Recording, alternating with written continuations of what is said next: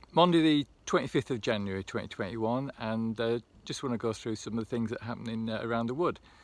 As you can probably make out, it snowed. Quite rare that it snows around this part of the sort of Midlands in England.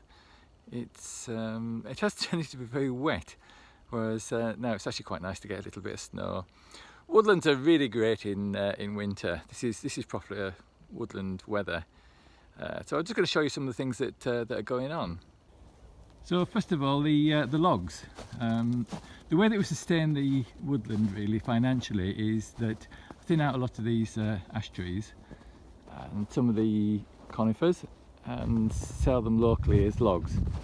There's some nice villages around here, and just over the space of about maybe 4 years built up quite a nice little log ground. I keep the cost down by using the tractor that gets used for just about everything else, because I'm not travelling very far. Sort of maximum is probably about 3 miles, if that, and I can get 2 of these sort of builder's bags of split logs on the back of the tractor. This is just one bag that's going out just locally into the village in about half an hour or so. The log demand at the moment is enormous, I think mostly because we're all sat at home having to either work from home or stay indoors. So it's quite understandable that people just like the comfort of having the log burners on, and that's been the case all winter really. The demand has been extraordinary, probably up about 50% at least on this time last year, which has been really difficult to cope with. I've got, you might have seen from a previous video, I think the 2020 review video, there's a stack at the top of the wood where during the summer, normally during the summer, I would just cut the logs, bring them back down to the shed, get them split and stored in the barn. And you sort of anticipate, you sort of guess how many logs you're going to need for the winter. So I did the same again this summer and completely got it wrong. It's you know, the sheer demand was really difficult to foresee, so it has meant I've had to go back up during the winter and actually try and cut some more logs up there just to try and keep things going. So these have recently come into the barn. I think they came in about a month ago. They are just slightly damp on the outside. That's really the difference between cutting in the summer and winter. You get this, you know, they've been seasoning for about 3 years, so the fine on the inside, it's the outside just gets this sort of winter moisture. To be fair, no matter what you do with logs, they're always going to be best going out in summer in terms of the moisture content, because this time of year you're going to get this sort of winter rebound unless you have sort of extra costs and complexities of putting extra external heat sources in. So managing to keep going. I have had to stop taking some new customers, particularly from further away, or offering mixtures of hardwood and softwood. I've got plenty of softwood. Some of it you can see standing here, and a lot of it has been Corsican pine, some I think it's Lawson pine, and makes great firewood. Great. So anyway, that's ready to go out. This is some of the logs that will be getting ready for next year. Now the thing with logs is you really do need to keep a tarp over the top of them if they're outside, because once you get snow on top of them, snow is it's pretty bad for getting the logs damp. It really sits there. So you can see these vented bags that I use. Come spring, you know, when it dries up properly, we'll get the sheet off and you know, just let the sun into it. Then they go into the shed, and they certainly will be good for next year. I'll just move out the sun. These are some nets that we do as well. 1 or 2 people just like to pick them up in the back of the car, so there's a customer coming this morning to collect these. Also do these little nets of kindling. You'll never work out exactly how long to make kindling, because some people like it short, some people like it long, so it is a bit of a mixture. But those sort of nets, they seem to be about the middle of the road. They seem to be fine.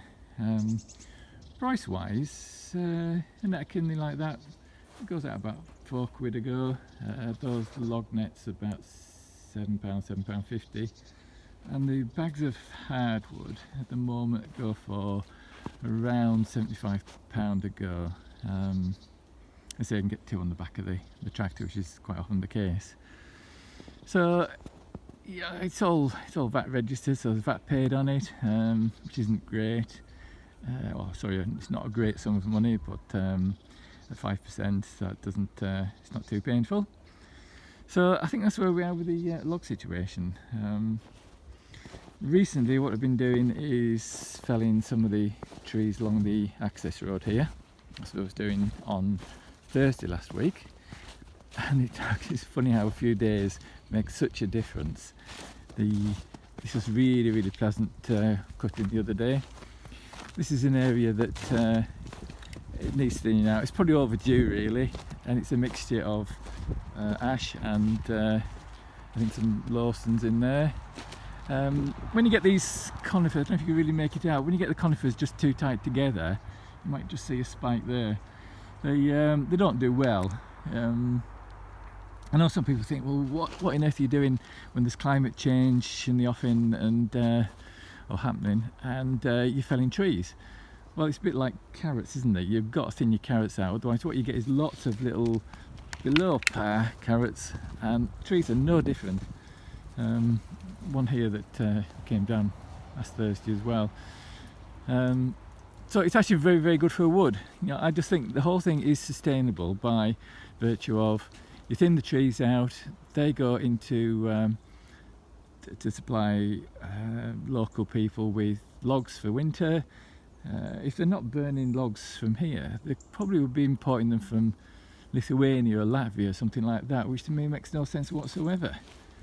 So the money that comes in from the logs goes back into the wood in terms of paying towards tractors, new planting, doing the thinning, running chainsaws and all that type of thing. So I think this is what the government want us to do. You know, they want us to sustainably manage our woodlands, and it's not the actual day-to-day costing of it is marginal in terms of financial viability. I would think I get paid less than the minimum wage in terms of how much money I actually make from working a woodland like this. But there is the aspect of what its actual capital value is. Woodlands tend to be quite a good long-term investment, but things do tend to change. So yeah, so that gives you sort of a snapshot of where we are at this stage. I've got a log delivery to go out to do now, somebody coming to collect it a bit later on, which is great. And there'll be no chance of getting any of this fell timber cut up today. All that snow and it just won't work. But I think we've only got another day or so, it'll be melting, going to warm up middle of the week and turn wet again. So we're back to coping with very wet ground, but that's part of the deal.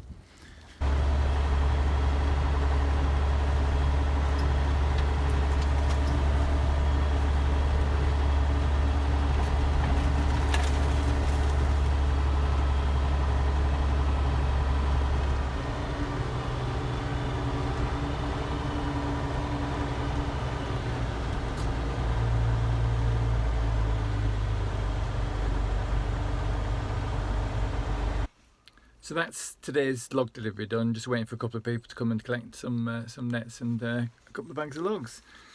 So I don't know, just after 11 o'clock, everything's going well. After a bit of a slow start this morning, just really because of the amount of snow there was on the roads. Just takes a bit of care really. But luckily the John Deere started fine this morning. I think it was about -3 degrees C. I think that was somewhere around there. Surprisingly, the shed is absolutely pitch black this morning. There was I had to put the lights on. The lights are still on, and because the amount of snow that's up on the roof, it's blocked the skylights, and so it's a little bit difficult to see without the lights on. But yeah, no, I was saying the tractor started. The little Massey just starts no problem at all. You don't even need to give it any heat. Just turn the key, away it goes. It's a fantastic little piece of kit.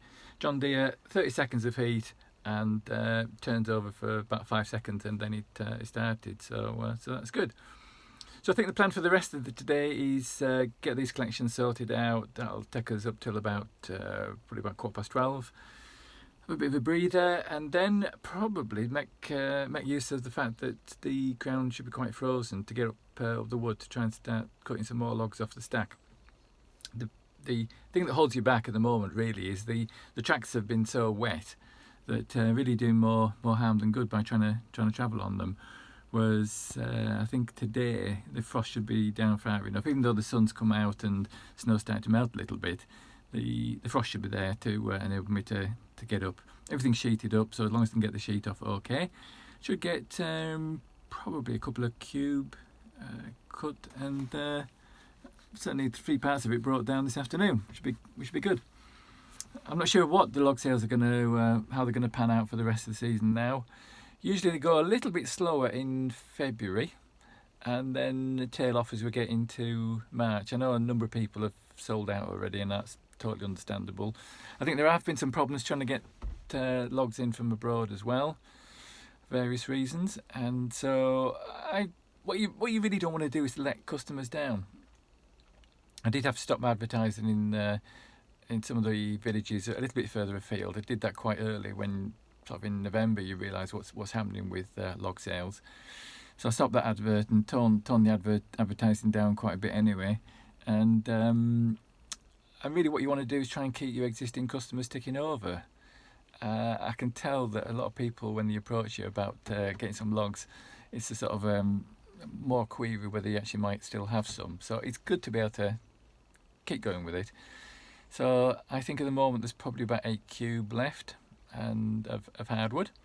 If I can get a few more cube logged up from the top of the wood, that would be really good. That'll keep everybody going a little bit longer.